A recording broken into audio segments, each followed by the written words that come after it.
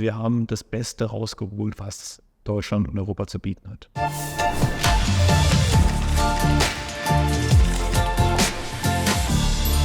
The fastest movers are building empires.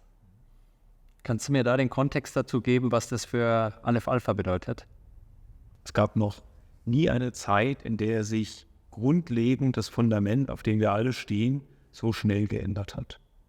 Und das birgt natürlich Risiken, weil es birgt auch Verwirrung, es bringt Unsicherheit mit, aber es bringt eben auch riesige Chancen mit sich. Und wir haben als Mission uns überlegt, wir wollen die Souveränität für diese Ära den Unternehmen und den Regierungen zurückgeben. Ich glaube, du hast das Schlagwort jetzt genannt. Es kommt natürlich eine enorme Verantwortung auf die Unternehmen und auf die Unternehmenslenker zu, diese Gen AI verantwortungsvoll zu nutzen. Könntest du da vielleicht nochmal die Unterschiede herausarbeiten, wie deine Vision von Responsible AI ist zu deinen Wettbewerbern? Ich bin überzeugt, dass, egal wie gut KI jemals werden wird, Verantwortung übernehmen kann nur der Mensch. Es wird nicht ausreichend sein zu sagen, wir sind einfach der zahlende Kunde einer Technologie, die irgendwo herkommt, und wenn sie halt unseren Werten nicht entspricht, dann haben wir Pech gehabt. Wir sehen das ja ähnlich, wenn wir mit unseren Kunden diskutieren. Das Thema Effizienz ist wichtig, aber wir sehen natürlich die große Chance, neue disruptive Geschäftsmodelle mit der Technologie möglich zu machen. Wo siehst du Gen AI als Technologie sich hinentwickeln?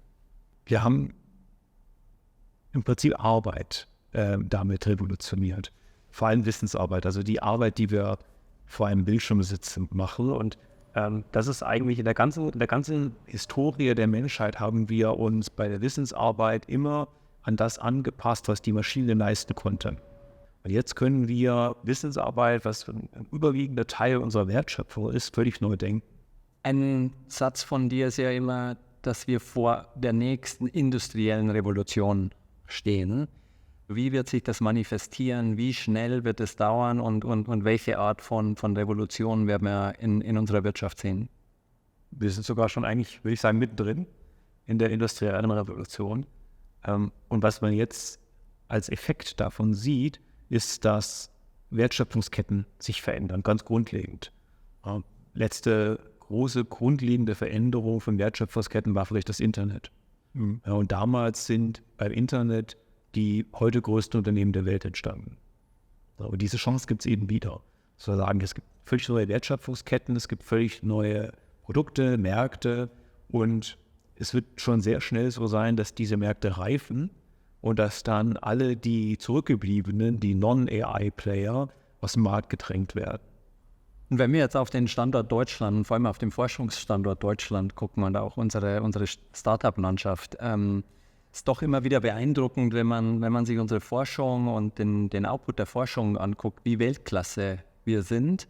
Aber wenn man sich dann die Überführung jetzt in Technologien und Startups und Scale-Ups anguckt, ist deine Firma natürlich eine der Vorreiter, aber ihr seid jetzt nicht in einer Gruppe von sehr vielen, sehr, sehr innovativen und sehr schnell skalierenden Unternehmen. Wo siehst du da den Root Cause? Wieso wir noch nicht die große Anzahl von Scale-Ups in KI in Deutschland haben? Wir haben eine eher dem Unternehmer gegenüber feindlichere Grundstimmung und wir haben ein Setup, wo auch Risikokapitalgeber der USA 1-2 Generationen hinterherhinken. Ja, also wir machen jetzt gerade, durchaus mit uns, aber es gibt auch andere tolle Firmen, machen wir jetzt eine Entwicklung und einen auch Lerneffekt für das ganze Ökosystem mit. Haben wir in Deutschland und in Europa noch die Chance, im KI-Rennen Amerika einzuholen, China einzuholen? Du sprichst ja häufig über, dass enorme Disruptionsmöglichkeiten jetzt da sind. Deswegen werden doch eigentlich die Karten jetzt auch neu gemischt und es ist nicht zu spät. Wenn ich glauben würde, es wäre zu spät, dann wäre ich jetzt in verdienten Ruhestand. Also ich glaube, wir haben eine Chance. Wir haben auch so, wie wir es jetzt gemacht haben, eine Chance. Das heißt, so ein Setup, das hat es aber, glaube ich, noch nie gegeben. Die Spitze der europäischen Wirtschaft, der Forschung und alles kommt zusammen. Und eine bessere Chance werden wir nicht mehr kriegen für diese industrielle Revolution. Also insofern ist da natürlich eine Menge Druck, weil wir sind trotzdem natürlich noch eine Größenordnung niedriger kapitalisierend. Aber wir haben das Beste rausgeholt, was Deutschland und Europa zu bieten hat.